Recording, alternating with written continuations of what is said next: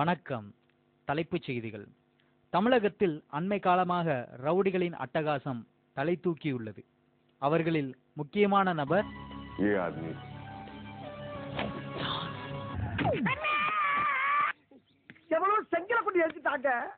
ஒரே அடி அடிச்சாலும் வாங்கின சுத்தி விழுணும். அது அடி முத்துப்பாண்டி அடி. உனக்கு மட்டும்தான் குறிப்பா தெரியுமா? எனக்கு தெரியும்டா.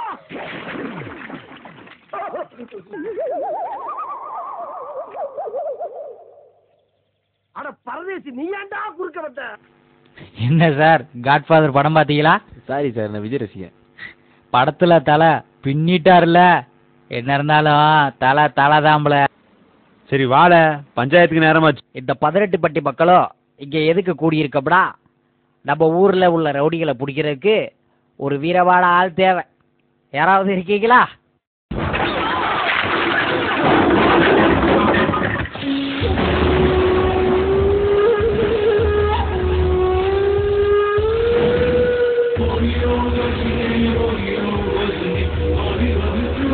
பாஸ், இவனா சரியில்லை. நான் வேணா கில்லி மாதிரி போய் அல்லேக தூக்கிட்டு வந்துட்டுமா? ஓகே, இதுக்கு நாங்கள் சிரிக்கணும். ஜெய், உங்கள் சண்டையெல்லாம் அங்கிட்டு போய் வச்சுக்கோங்கடா. இதோ பாரு பெருசு, நம்ம கிட்ட கில்லி மாதிரி ஒரு ஆள் இருக்கான். கில்லியா?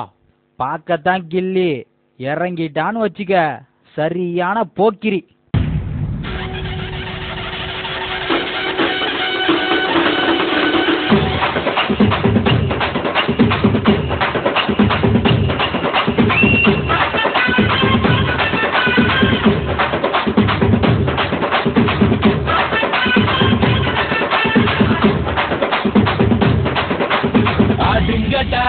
என்ன சுத்தி நான் ஐயனாரு வெட்டு கத்தி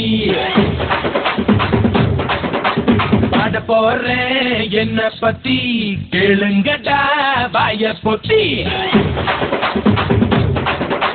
பாடுங்கடா என்ன சுத்தி. எனக்கு சண்டை போட்டு சாகடிக்கணும்லாம் வேணாம், சும்மா பேசியே சாகடிக்கணும். அப்படி ஒரு ஆள் தான் எனக்கு வேணும்.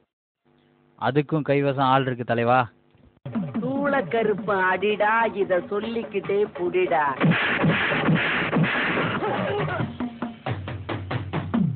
குந்தளக்கர கும்மா, இத வாங்கிக்கடா சும்மா.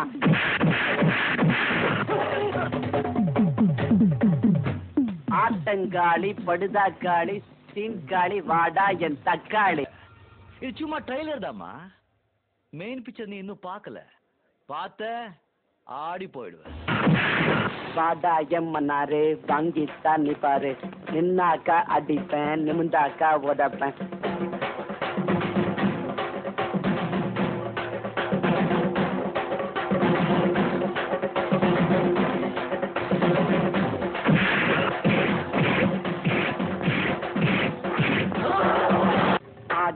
மச்சி வாழைக்கா பச்சி உடம்ப பிச்சி பொட்டுடுவம் பச்சி. ஆதாய மச்சி வாழைக்கா பச்சி உடம்ப பிச்சி பொட்டுடுவம் பச்சி.